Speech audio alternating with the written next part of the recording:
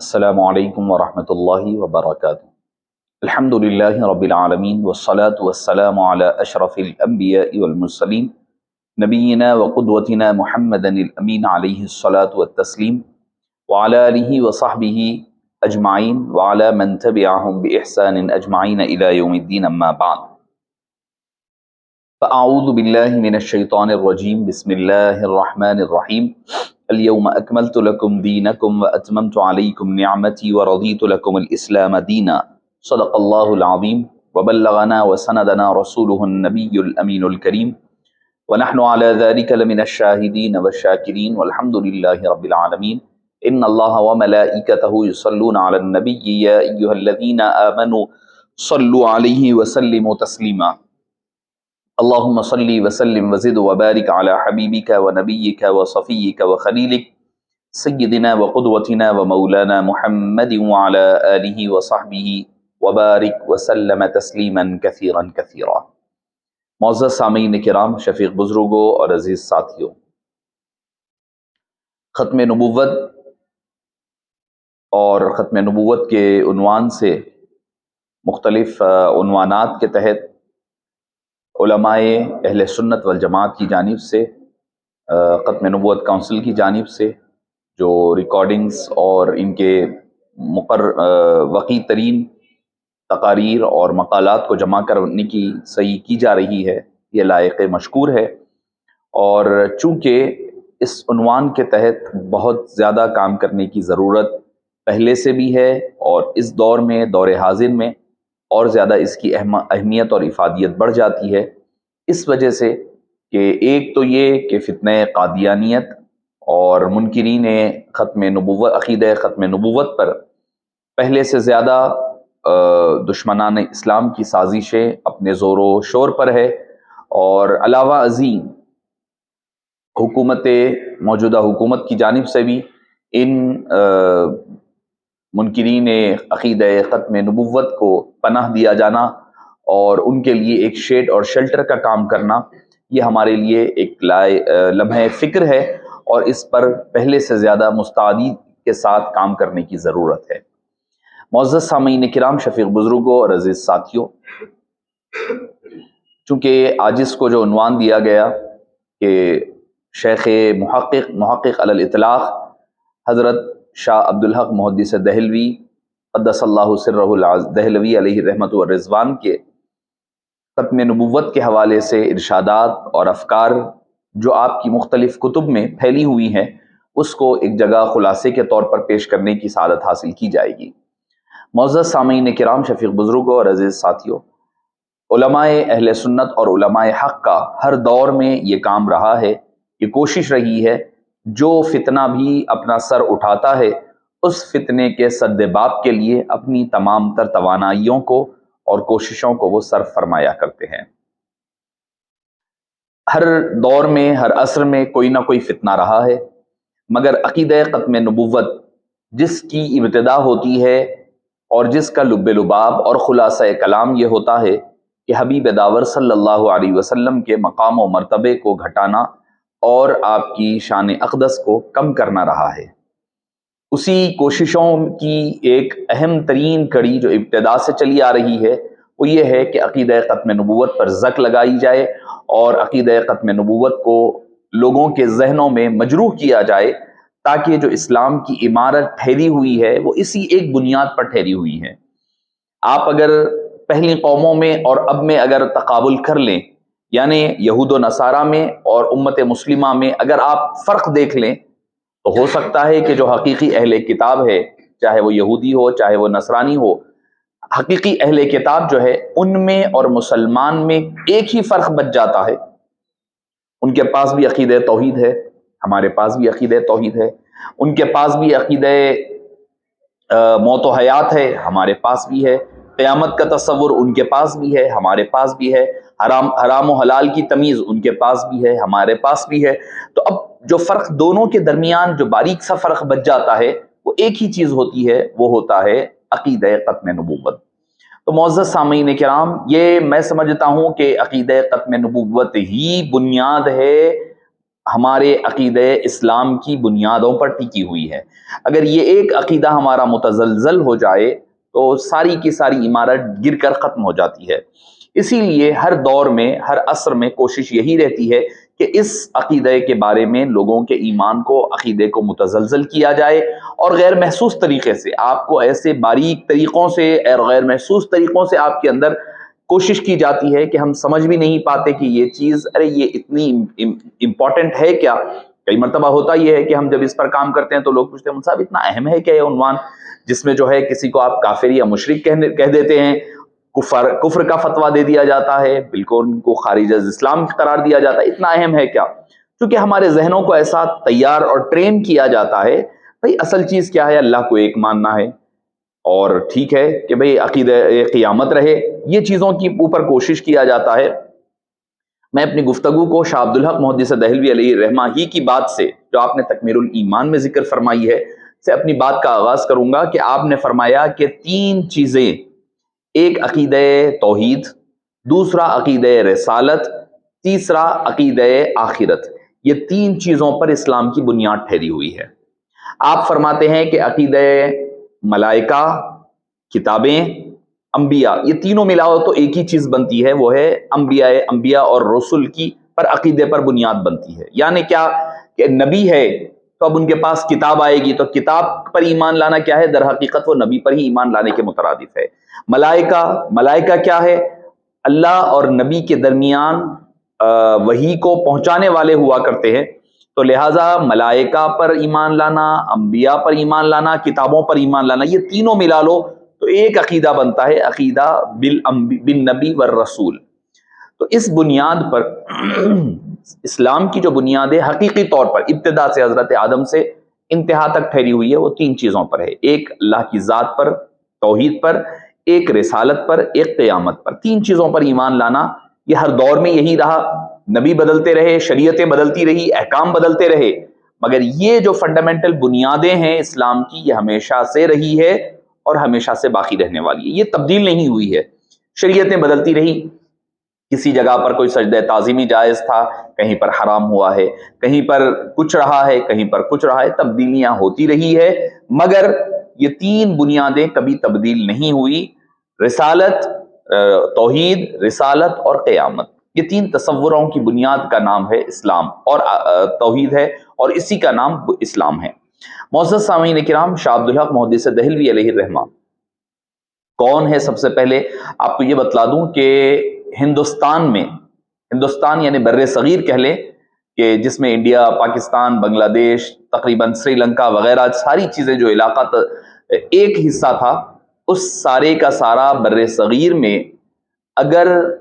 حدیث اور علم حدیث اور ساتھ ہی ساتھ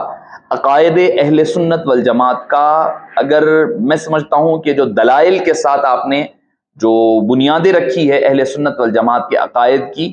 آج تک بھی اسی بنیادوں پر ہم کام کر رہے ہیں۔ اگر یہ کہا جائے تو غلط نہ ہوگا کہ علم حدیث کو تدریس اور تصنیف کے طور پر، اور عقائد اہل سنت والجماعت کو ہندوستان میں دلائل کے ساتھ اگر کسی نے سب سے پہلے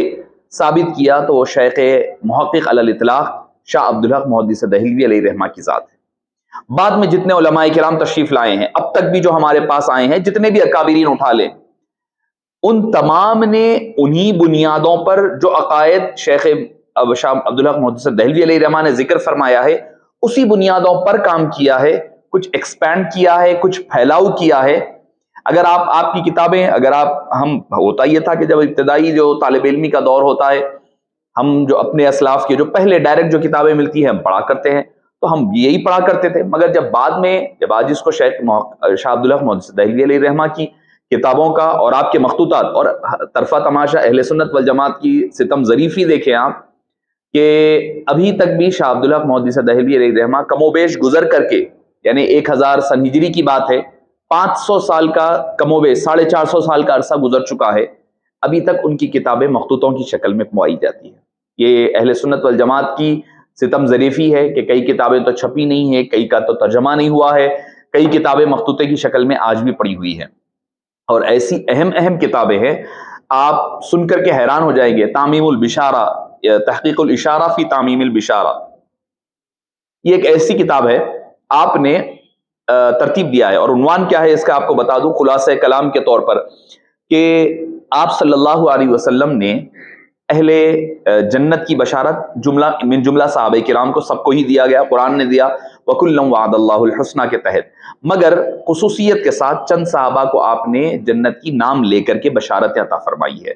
تو عمومی طور پر ہم عشر مبشرہ کا ذکر سنتے ہیں۔ شاہ عبدالحق محدث دہلوی علیہ الرحمہ نے 175 صفحات پر 60-70 صفحات پر ہے کتاب، مخطوطہ ہے، کتاب بھی نہیں، مخطوطے کی شکل ہے، بڑی تختی والی۔ تو مخطوطہ کس پر ہے کہ ان 10 عشر مبشرہ کو چھوڑ کر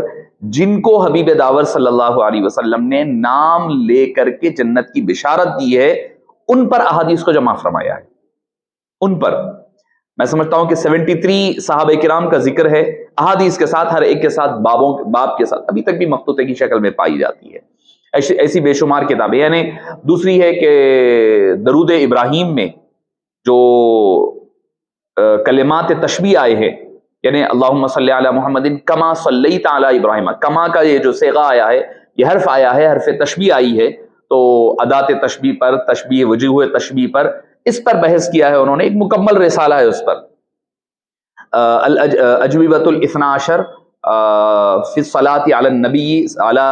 نبی سید البشر کے نام سے ایک مکمل کتاب ہے۔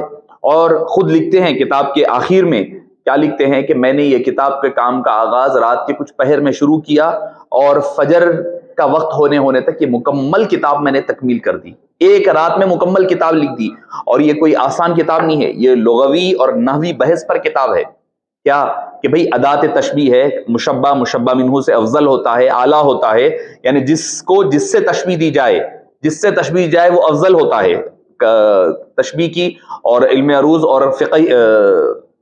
عربی قواعد کے روح کے اعتبار سے۔ تو حالانکہ ہونا یہ چاہیے قواعد کے اعتبار سے آپ صلی اللہ علیہ وسلم پر جو درود و سلام ہے، اس سے اعلیٰ اور افضل درود و سلام حضرت ابراہیم کا ہونا چاہیے۔ اس پر بحث کی ہے انہوں نے ثابت کیا ہے پھر آخر میں خلاصہ کلام کے طور پر کہ آپ صلی اللہ علیہ وسلم پر جو درود و سلام بھیجا گیا ہے وہ اعلیٰ اور افضل اور اکمل ہے، کیوں ہے، اس پر مکمل کتاب لکھی ہے۔ تو میں عرض کر رہا تھا کہ شاہ عبدالحق محدث دہلوی نے جو کتابی شکل میں جو عقائد کو لکھ کر کے دیا ہے، آپ کون سا عقیدہ آج ہم سمجھ رہے ہیں، یہ عقیدہ ہے، وہ عقیدہ ہے، یہ مسائل، وہ مسائل، سارے مسائل ان کی کتابوں میں ملیں گے۔ افضلیت کا مسئلہ کتابوں میں تکمیل الایمان میں پڑھ لئیے آپ، صحابہ کرام کے مشاجرات لے لیں، کوئی بھی عنوان اٹھا لیں آپ، تصوف کی بات لے لیں، اور ہندوستان میں سب سے پہلے اگر حضور بڑے پیر حضور شیخ عبد القادر الجیلانی رضی اللہ عنہ ارضاہ کی کتابوں کو کسی نے متعارف انٹروڈیوس کروایا ہے تو وہ سب سے پہلی شخصیت شاہ عبدالحق محدث دہلوی علیہ الرحمہ، فتوح الغیب کا ترجمہ کیا،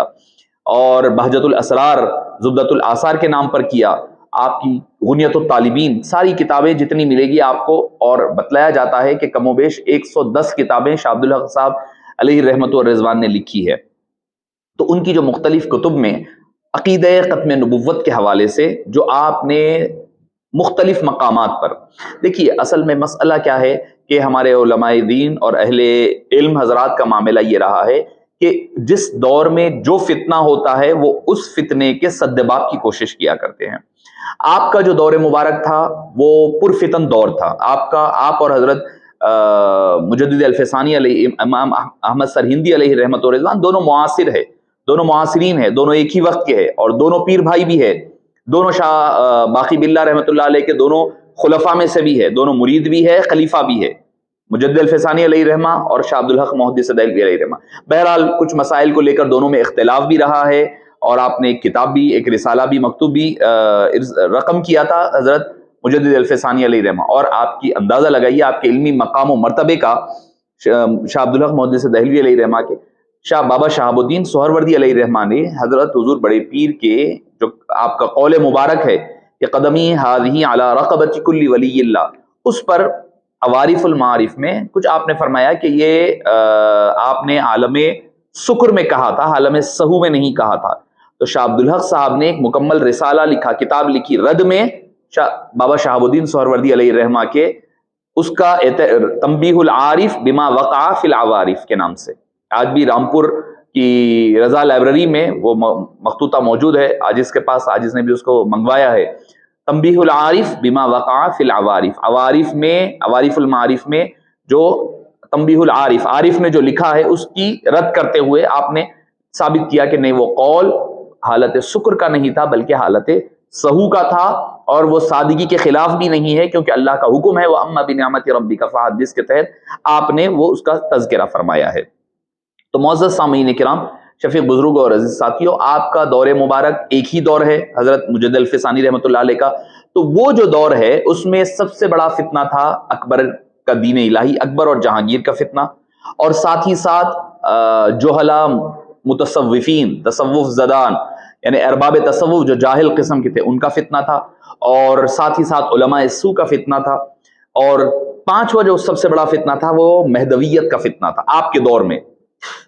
अगर हम पूरी किताबों का आपके मुतालिया करें तो आपको ये पांचों चीजों पर एक ही साथ काम करते हुए नजर आएंगे। आपने जाहिल सूफियों का रद्द फरमाया, सबसे बढ़कर रद्द आपने फरमाया किताबों में, फरमाया कि कुन फकीहन सूफियन वला तकुन सूफियन फकीहा, बनना है तो पहले फकी बनो बाद में सूफी बनो, पहले सूफी बनकर फकी मत बना करो। क्यों? क्योंकि फरमाया कि अगर फिक़ा और शरीयत का इल्म होगा तो तसव्वुफ की हुदूद को समझ पाओगे, अगर इल्म फ़िक़ा छोड़कर तसव्वुफ को पकड़ोगे तो तसव्वुफ भी हाथ से जाएगी और साथ ही साथ फ़िक़ा भी हाथ से चली जाएगी। फिर उसके बाद दूसरा फितना और गैर मुक़ल्लिदियत का फितना सर उठा रहा था। इमाम आज़म अबू हनीफा पर सबसे बड़ा एतराज़ होता था कि ये जो है असहाबुर राय है, उसका आपने रद्द फरमाया है। अपनी मुकम्मल एक किताब लिखी आपने, फतहुल मन्नान फी इस्बाती मजहबी नौमान, और आपके सेंट्रल लाइब्रेरी में उसकी 2 जिल्दें दोनों भी मौजूद है। आप अगर खुलासे के तौर पर पढ़ना चाह रहे हैं तो फतहुल मन्नान पढ़िए, अगर उसका एक्सपेंशन पढ़ना चाह रहे हैं तो ज़ुजाजतुल मसाबी पढ़िए। अगर आप चाहते हैं कि फतहुल मन्नान फ़िक़्ह हनफी पर इख्तिसार के साथ पढ़ना है तो फतहुल मन्नान पढ़िए, उसका एलॉबरेशन और उसकी तफसीलात अगर आपको देखना है तो उसका दूसरी किताब का नाम है ज़ुजाजतुल मसाबी। मुअज़्ज़ज़ सामीन किराम, आपने उसका रद्द किया। फिर उसके बाद जब उलमाए सू की बात आई तो उनका रद्द फरमाया। आपने फरमाया कि उलमाए सू कौन होते हैं, क्या है, और फरमाया कि जितना अकबर के दीन इलाही का फितना रहा वो उलमाए सू की वजह से हुआ। आप अपनी किताब में खुद लिखते हैं, मरजुल बहरैन में आपने लिखा है, ये तसव्वुफ और तरीक़त को जोड़ने वाली किताब है, यानी दोनों के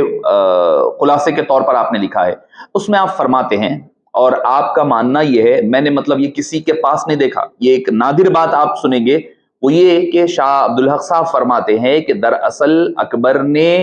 जो दीन इलाही का ऐलान किया, जबान से तो नहीं किया उसने, मगर अमली तौर पर उसने खत्म नबुव्वत का झूठा दावा किया।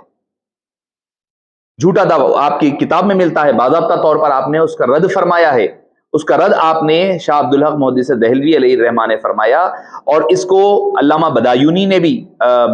मुल्ला अली बदायूनी ने भी इसका जिक्र किया है। उन्होंने कहा है कि यकीनन उसने ज़बानी तौर पर तो उसका इनका एतराफ़ नहीं किया, ज़बानी तौर पर तो नहीं किया, क्या है कि ई हमा बाइस दावा नबुव्वत शुद माना बलफ्ज़ नबुव्वत, यही बातें दावे नबुव्वत का सबब हुई, लेकिन नबुव्वत के लफ्ज़ के बगैर उसने कहा है, नबुव्वत का लफ्ज़ उसने इस्तेमाल नहीं किया। मुंतखबुत तवारीख में शाह अब्दुल हक मुहद्दिस दहलवी अलैहि रहमत व रिज़वान के हवाले से मुल्ला बदायूनी ने नकल किया है। तो मतलब क्या, आपका सामने जो अकबर का जो दीन इलाही है, शाह अब्दुल हक मुहद्दिस दहलवी अलैहि रहमान का मानना यह था कि दर हकीकत ये जो है ये खत्म नबुव्वत के आप सल्लल्लाहु अलैहि वसल्लम के खत्म नबुव्वत के खिलाफ में है, क्योंकि उसने खुद कहा है, अकबर ने जब ये दावा किया दीन इलाही का तो उसके जहन में भी ये फैजी ने और दूसरे जो इसके अतराफ रहा करते थे, जो बादशाह के अतराफ के जो लोग थे, इन लोगों ने यही तो उसको पट्टी पढ़ाई थी, यही तो कहा था क्या कि भाई कोई भी नबी 1000 साल से बढ़कर के नहीं आते, तो 1000 साल आप सल्लल्लाहु अलैहि वसल्लम के गुजर गए हैं। जैसे ही 1000 साल मुकम्मल हुए, उसने कहा कि ठीक है, आप सल्लल्लाहु अलैहि वसल्लम का पीरियड नाउजुबिल्लाह खत्म हो चुका है, अब यहाँ से दूसरे नए दीन का और नए कवानीन का और नई शरीयत की जरूरत है। उसने उसी काम के लिए अकबर इलाही दीन इलाही के नाम से उसने एक नया कवानीन बनाए, जिसमें शरीयत मुतहरा को रास्त तौर पर रद्द किया गया, यानी हराम चीजों को हलाल किया गया, हलाल चीजों को हराम किया गया, ये जानवर खाया जाए, ये जानवर ना खाया जाए, ये ज़बह किया जाए, ये ज़बह ना किया जाए, उसके आगे सजदा किया जाए। ये सारी चीजें कब हुई है? जब उसने शरीयत मुतहरा को बाजू रखा, अपने नए अहकाम लाए। आप फरमाते, और उसने कहा था, कलमे को बदला था اس نے کلمے میں یہ اضافہ کروایا تھا کیا لا الہ الا اللہ نعوذ باللہ اکبر خلیفت اللہ، کہ اکبر جو ہے اللہ کا خلیفہ ہے، خلافت کا نام دیا، اصل میں حقیقتاً وہ نبوت کا دعوے دار تھا۔ معزز سامعین کرام، شفیق بزرگوں اور عزیز ساتھیوں، شاہ عبدالحق محدث دہلوی اس کے خلاف ٹھہرے، حضرت شاہ مجدد الفسانی رحمۃ اللہ علیہ اس کے خلاف ٹھہرے، ان دونوں نے بھی اس کا رد اپنے زور پر، اپنے جو ہو سکتا ہے کیا۔ دونوں کے رد میں فرق کیا ہے؟ دونوں نے اکبر کے دین الہی کے خلاف ٹھہرے، جہانگیر کے خلاف، مگر دونوں میں فرق کیا ہے؟ شاہ مجدد الفسانی رحمۃ اللہ علیہ حمیت کے ساتھ، آپ نے فاروقی طبیعت تھی، آپ جنگ کے لیے، جہاد کے لیے نکل گئے۔ شاہ عبدالحق علیہ الرحمہ نے چونکہ علمی طبیعت تھی، ادبی شخصیت تھی، علمی طور پر آپ کا رد کرنے کا انداز تھا، آپ نے کتابیں لکھی۔ اور ملا بدایونی کہتا ہے کہ چونکہ آپ صلی اللہ علیہ وسلم کی نبوت پر زک لگانے کی اس نے کوشش کی تھی، آپ صلی اللہ علیہ وسلم کا مقام و مرتبہ گرانے کی کوشش کی تھی، اسی کی رد میں آپ نے مدارج النبوہ لکھی ہے۔ مدارج النبوہ کی 2 جلدیں، آپ پہلی اور دوسری جلد اٹھا کر کے دیکھ لیں کہ جس قدر تفصیل کے ساتھ آپ صلی اللہ علیہ وسلم کے ہر لمحے کا، ہر پہلو کا جو مقام اور مرتبے کا ذکر ملتا ہے، وہ آپ کو کہیں اور نہیں ملے گا۔ دوسری کتابیں آپ کو اس سے آری میں نظر آئے گی، اور پھر فارسی وغیرہ ہمارے جو بر صغیر میں سمجھتا ہوں کہ پہلی کتاب ہوگی جو اس قدر تفصیل کے ساتھ سیرت مصطفی علیہ نبینا و علیہ الصلوۃ والتسلیم پر لکھی گئی ہے۔ اور اس کا پورا لب لباب ختم نبوت، کیا آپ فرماتے ہیں ختم نبوت کیا ہے؟ آپ صلی اللہ علیہ وسلم کے مقام و مرتبے کو کم کرنے کی کوشش ہے۔ آپ فرماتے ہیں ختم نبوت کا مقصد کیا ہے؟ ختم نبوت کا مقصد صرف اتنا ہے کہ حبیب داور صلی اللہ علیہ وسلم کے مقام و مرتبے کو گرایا جائے۔ اس کے ضمن میں آپ جب ختم مہدویت جو اپنے عروج پر تھی، اس کا جب رد فرما رہے تھے تو آپ نے کیا فرمایا؟ در اعتقاد سید محمد جون پوری ہر کمال کے محمد رسول اللہ صلی اللہ علیہ وسلم داشت وہ رسید سید محمد، کہ آپ فرماتے ہیں کہ دراصل جو سید محمد جون پوری نے بھی جو دعویٰ کیا، وہ بھی دعوے ختم نبوت ہی کی طرف ہے۔ کیوں؟ اس کا بھی مقصد یہ تھا آپ صلی اللہ علیہ وسلم کا مقام و مرتبہ گھٹایا جائے، آپ صلی اللہ علیہ وسلم کی شان اور عظمت کو کم کیا جائے۔ فرماتے ہیں کہ 16ویں اور 17ویں صدی کی مختلف تحریکوں نے، یہ جو تحریکیں اٹھی تھی ختم نبوت یا مہدوی تحریک، ان دونوں کے رد میں شاہ عبدالحق محدث دہلوی علیہ الرحمہ قلمی طور پر، خاص طور پر آپ نے نبوت اور سلطنت کے عنوان پر باضابطہ طور پر السلطانیہ نامی ایک رسالہ لکھا ہے جو ختم نبوت کے لیے ہے۔ ختم نبوت کی تائید میں آپ نے ایک مکمل رسالہ ترتیب دیا ہے جو فارسی زبان میں موجود ہے۔ معزز سامعین کرام، شفیق بزرگوں اور عزیز ساتھیوں، اس کے علاوہ آپ خود فرماتے ہیں کہ اکبر کے جو دربار کے احوال تھے، فرماتے ہیں ملت اسلام ہمانا معقول وہ حادث وہ واضح فقراء اریاں بود۔ فرماتے ہیں کہ یہ جو اس کے دربار میں سارے کام ہوتے تھے، یعنی جو بدعات و رسومات، جو چیزیں اس کے پاس اس نے رائد کی تھی، اس کا مقصد صرف اور صرف یہ تھا کہ حبیب پاک صلی اللہ علیہ وسلم کی شریعت مطہرہ جو آپ تشریف لے کر کے آئے ہیں، اس کو لوگوں کے ذہنوں میں بدگمانی پیدا کی جائے، اور اس کے ذریعے سے حبیب داور صلی اللہ علیہ وسلم کا مقام و مرتبہ گھٹایا جائے، اور کم کر کر کے لوگوں کے ذہن میں دوسری شریعت کو پیش کیا جائے۔ آپ کی اب دوسری کتابیں ہیں، اس کے حوالے سے چند آپ کو مثالیں دے دوں کہ آپ نے جو ختم نبوت کے حوالے سے تشریحات فرمائی ہے۔ آپ نے جو اکثر وہ بیشتر حدیث پاک آپ سنا کرتے ہیں، متفق علیہ حدیث پاک ہے، آپ صلی اللہ علیہ وسلم نے ارشاد فرمایا کہ مثلی و مثل الانبیاء کمثل قصر، کہ بھئی میری مثال انبیاء کرام کی مثال جو ہے ایک محل کی طرح ہے، جس میں جو ہے ساری چیزیں، سارا خوبصورت بنایا، جانے والے نے دیکھا سب خوبصورت ہے سوائے ایک اینٹ کے جو بچی ہوئی تھی، اور فرمایا کہ میں ہوں انا خاتم النبیین۔ اس کی شرح میں فرماتے کیسی پیاری مثال ہے کہ نبوت گویا نورانی محل ہے حضرات انبیاء کا، گویا کہ اس کی نورانی اینٹیں ہیں اور وہ انبیاء اس کی نورانی اینٹیں ہیں۔ حبیب پاک صلی اللہ علیہ وسلم گویا اس محل کی آخری اینٹ ہے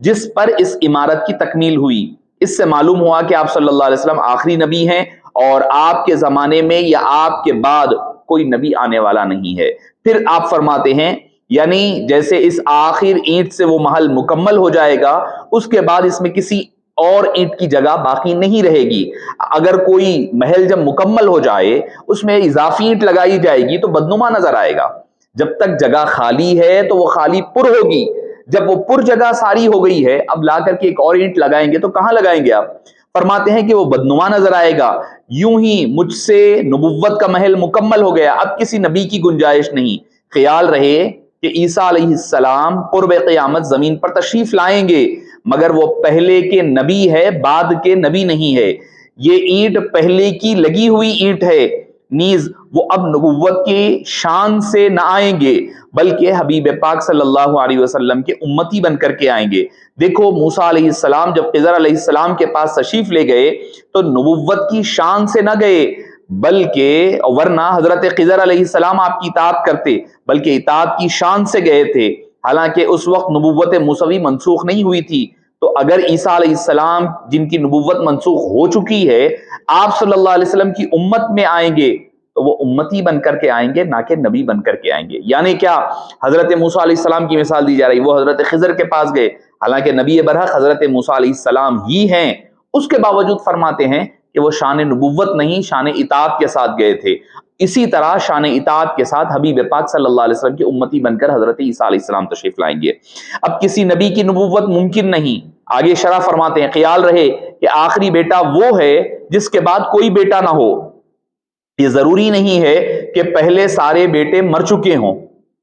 کیا خوبصورت انداز ہے، دیکھیے نبوت کو سمجھانے کا مطلب کیا؟ آپ فرما رہے ہیں کہ آخری نبی ہے بلا تشبیہ، آخری بیٹے کی مثال ہے۔ اس کے لیے ضروری نہیں ہے کہ سارے پہلے کے بیٹے مر جائیں تو بیٹا آخری بنے گا، نہیں، پہلے کے رہیں گے بھی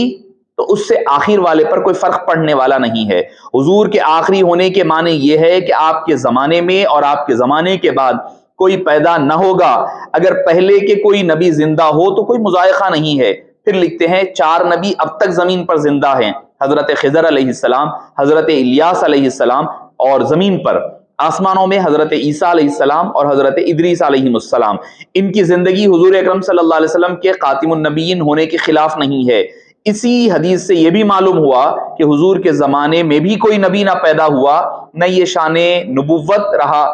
سب سے اول اور سب سے آخر ایک ہی ہو سکتا ہے، حضور اول مخلوق ہے اور آخر النبی ہے، یعنی هو الاول والآخر کی بھی تفسیر آپ فرماتے ہیں ایک مقام پر، فرماتے ہوئے کہتے ہیں اول مخلوق میں اول ہے،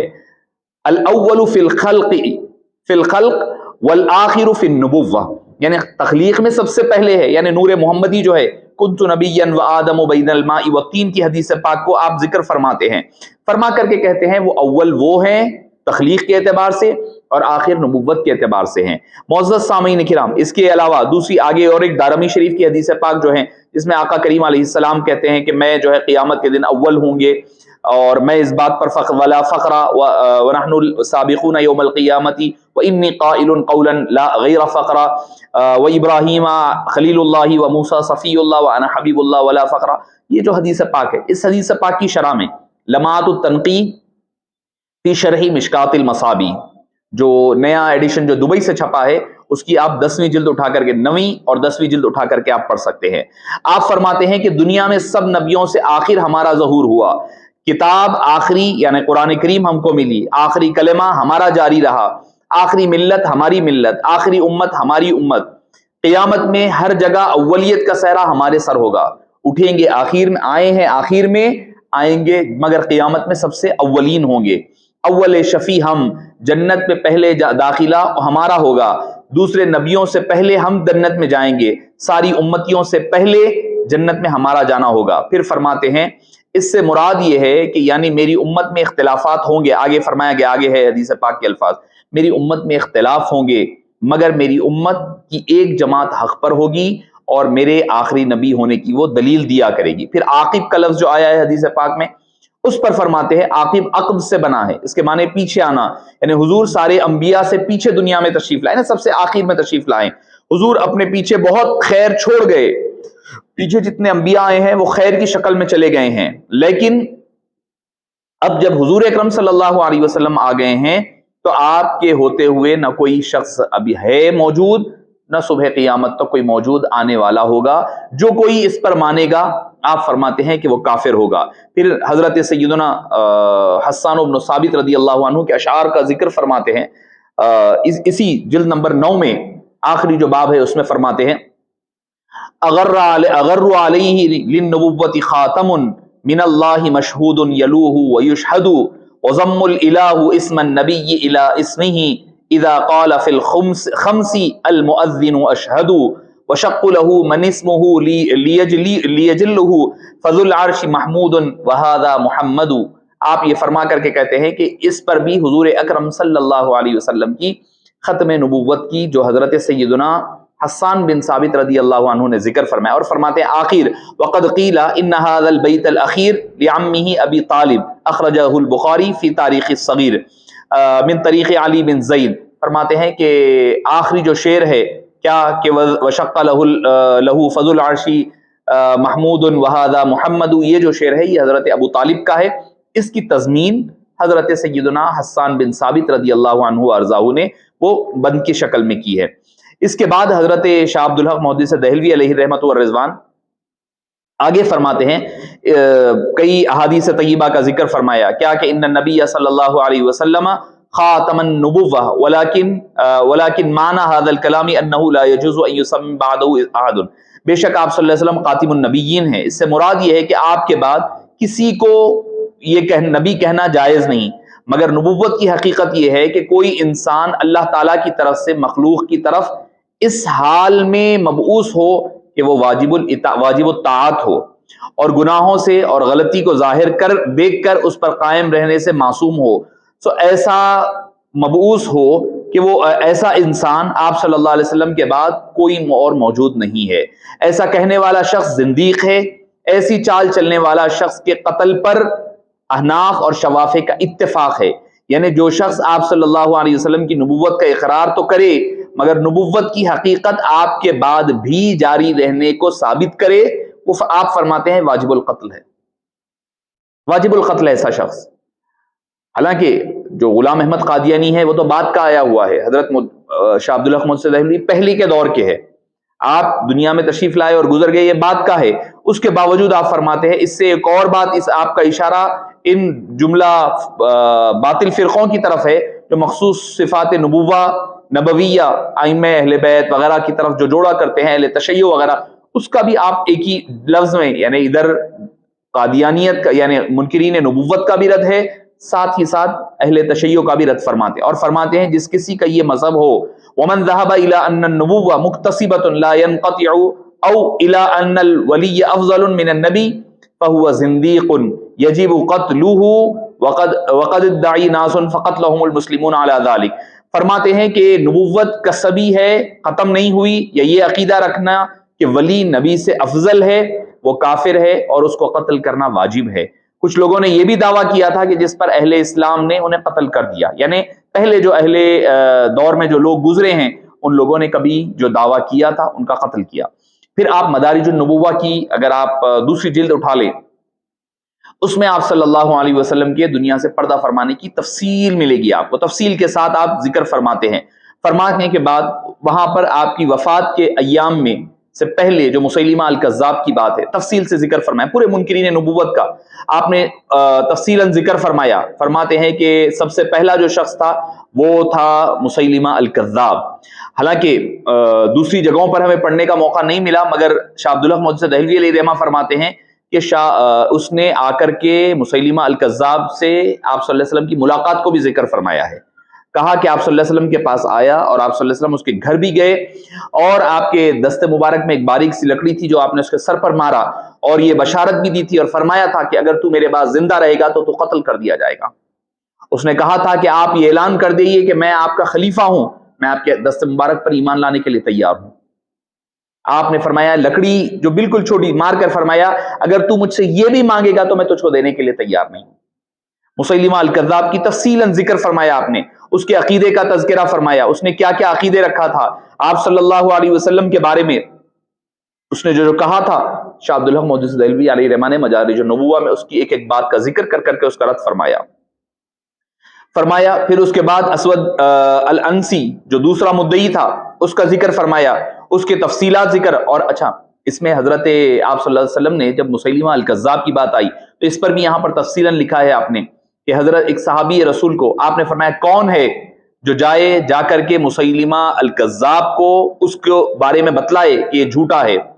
تو حضرت حبیب بن زید الانصاری رضی اللہ عنہ وارضہ کثیر العیال ہے، بہت بچے کچے ہیں، انہوں نے کہا یا رسول اللہ میں جانے کے لیے تیار ہوں. اور اچھا ان کے بارے میں آتا ہے کہ وہ کھجور کھا رہے تھے، ان کے منہ میں کھجور تھا، یعنی کھجور کھائے ہوئے تھے، اور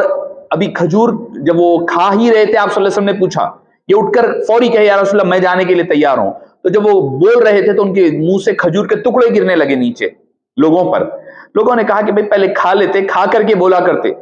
کھا لیتے پہلے، کھا کر بولتے کہ بھئی میں جاؤں گا. فرمایا کہ میں کھانے کے اتنی دیر اگر یہ ذمہ داری آقا کریم کسی اور کو دے دیتے تو میں محروم رہ جاتا. میں نہیں چاہتا تھا کہ اس دولت سے محروم رہوں، اسی لیے میں نے کھجور منہ میں رکھتے ہوئے بول دیا. کثیر العیال ہے، غریب ہے، مالدار نہیں ہے. ہمارے پاس آج کیا ہوتا ہے، ہم کوئی کام کرنے کے پہلے پوچھتے ہیں بھائی میں یہ کر لوں گا تو کیسا ہوگا، میرے بیوی بچوں کا کیا ہوگا، میرے پیچھے کیا ہوگا، فلاں کیا ہوگا. آج کل یہی ایک ذہن دیا جا رہا ہے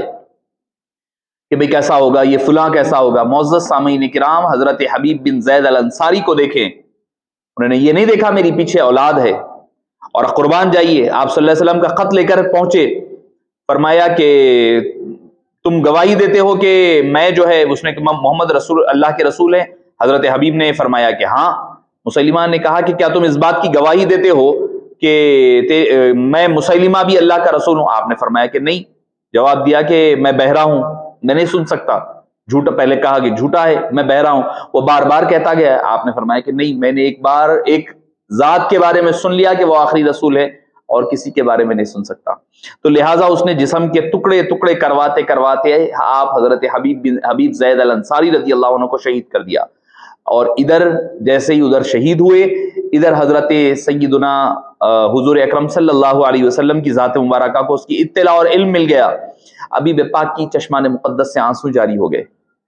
صحابہ نے پوچھا یا رسول اللہ کیوں رو رہے ہیں؟ فرمایا کہ ہمارا جو قاصد گیا تھا وہ اپنے مراد کو پہنچ گیا. شاہ عبدالحق محدث دہلوی علیہ الرحمہ نے مدارج النبوہ میں اس کو نقل فرمایا. پھر اس کے بعد آپ نے شاہ عبدالحق محدث دہلوی علیہ الرحمہ نے مدارج النبوہ میں ہی اسود العنسی کے بارے میں لکھتے ہیں کہ میری امت میں بھی فرماتے ہیں کہ اللہ تعالیٰ نے امت محمدیہ میں حضرت عبداللہ بن ثوب رضی اللہ عنہ، ان کے لیے مثل ابراہیم علیہ السلام اللہ نے آگ کو ٹھنڈا کر دیا تھا. قلنا یا نار کونی بردا و سلاما علی ابراہیم کی جو آیتیں ہیں وہ عبداللہ بن ثوب رضی اللہ عنہ، جو حضرت ابو مسلم خولانی رضی اللہ عنہ جن کا نام عبداللہ بن ثوب تھا، ان کے لیے اللہ نے آگ کو آگے نمرود کی آگ کو وہاں ٹھنڈا کیا تھا. یہاں پر اسود العنسی کی آگ کو اللہ نے حضرت عبداللہ بن ثوب رضی اللہ عنہ کے لیے ٹھنڈا فرما دیا. کیا کہ سرکار مدینہ علیہ السلام کی خدمت کا موقع ان کو زیادہ نہیں ملا. آپ صلی اللہ علیہ وسلم کی حیات مبارکہ کے آخری دور میں بھی نبوت کے دعوے دار جب انہیں پیدا ہوا تو آپ جو لوگوں کو اپنی جھوٹی نبوت کے دعوے کے لیے بلاتا، آپ تشریف لے گئے اور فرمایا، پوچھا جب کہ آپ صلی اللہ علیہ وسلم کی رسالت پر ایمان رکھتے ہو؟ حضرت ابو مسلم نے کہا کہ ہاں. اس پر اسود العنسی ایک خوفناک آگ دہکائی اور حضرت ابو مسلم رضی اللہ عنہ ارضاہ کو اس آگ میں ڈال دیا، لیکن اللہ تعالیٰ نے اس آگ کو بے اثر فرما دیا اور اس سے وہ صحیح سلامت نکل کر کے آئے. قلنا یا نار کونی بردن. دیکھیے آگ آج بھی ہو براہیم سا ایما پیدا، آگ کر سکتی ہے انداز گلستاں پیدا. آج بھی اگر وہ ان کے ماننے والے سچے ہوں گے تو وہی کام ہونے کے لیے آج بھی تیار ہے. اسود کے ساتھیوں نے پھر اس کے بعد یہ واقعہ جب ہو گیا تو اتنا عجیب تھا کہ اسود پریشان ہو گیا اور اس کے ہیبت طاری ہو گئی، ہوش اڑ گئے. اس نے پھر اسود نے کے ساتھیوں نے اسے مشورہ دیا کہ اس کو چھوڑ دو، جلاد وطن کر دو، ورنہ خطرہ یہ ہے کہ ان کی وجہ سے تمہارے سارے پیروکار کے ایمان میں تزلزل آ جائے گا. چنانچہ انہیں یمن سے جلاد وطن کر دیا گیا، جلا وطن کیا گیا اور فرمایا گیا کہ اللہ تعالیٰ کا شکر ہے کہ اس نے مجھے موت سے پہلے امت محمدیہ کے اس شخص کی زیارت کروا دی جس کے ساتھ اللہ نے ابراہیم خلیل جیسا معاملہ فرمایا. وہ تھے حضرت سیدنا ابو بکر صدیق رضی اللہ عنہ ارضاہ. حضرت ابو بکر صدیق کے پاس تشریف لائے اور لا کر کے مل گئے. طلیحہ الخویلد الاسدی، سجا بنت حارث جو جھوٹی عورت تھی، خاتون تھی، فرماتے ہیں سریہ بن زید بن اسامہ، یہ بھی ختم نبوت کے منکرین کے خلاف تھا. اور سجا کے بارے میں اپنی گفتگو کو چونکہ بہت سارے مختلف جگہوں سے اگر ہم مواد جمع کریں گے تو میں سمجھتا ہوں ایک مکمل ایک رسالہ ہی بن جائے گا.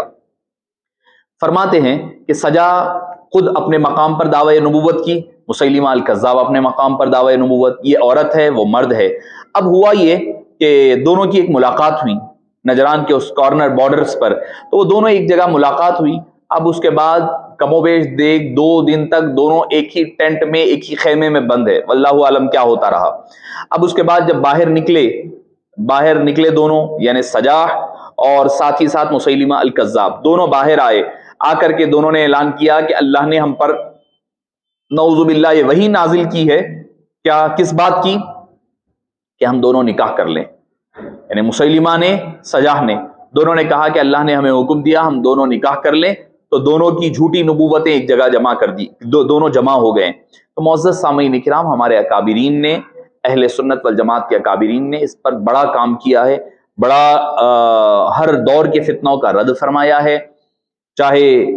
قادیانیت کا فتنہ ہو، چاہے ختم نبوت کے منکرین کا فتنہ ہو، چاہے مہدویت کا فتنہ ہو، یہ سارے کے ساروں کا مقصد کیا ہے؟ حبیب پاک صلی اللہ علیہ وسلم کی شان اور عظمت کو گھٹانا۔ تو جو بھی حبیب پاک صلی اللہ علیہ وسلم کی شان اور عظمت کو گھٹانے والے نظر آئیں، سمجھ جائیں کہ ان کا تعلق بھی اسی فتنوں سے، قادیانیت سے ہے، اسی منکرین ختم نبوت کے ساتھ ہے، کہیں نہ کہیں جا کر کے ان کے تار بھی انہی کے ساتھ جڑ جایا کرتے ہیں۔ اللہ پاک سے دعا ہے کہ باری تعالی ہمیں اور آپ کو ختم نبوت کی اس عقیدے کی حفاظت کرنے والا بنا، اور اسی عقیدے کے لیے اپنی جان، مال، آل، اولاد کو قربان کرنے کی توفیق نصیب فرما، اور ان فتنوں سے اہل اسلام کو اور اہل سنت والجماعت کی حفاظت فرما۔ اے باری تعالیٰ، جو فتنے ظاہر ہو چکے، اب جو باطن ہے، ما ظہر منہا وما بطن، کے ذریعے سے اللہ تعالیٰ ہماری حفاظت فرما، اہل سنت والجماعت کا بول بالا فرما، اور ہمارے اکابرین جن لوگوں نے ہماری اہل سنت والجماعت ہم تک دین اور اسلام پہنچایا ہے، ان کی قبروں کو منور، مجلہ اور مصفہ فرما دے۔ ان نوجوانوں کو باری تعالیٰ جو اس کا بیڑا اٹھائے ہیں، ان کو دین، دنیا اور آخرت کی بھلائیوں سے سرفرازیاں عطا فرما۔ آمین بجاہ طہ و یاسین برحمتک یا ارحم الراحمین، والحمد للہ رب العالمین۔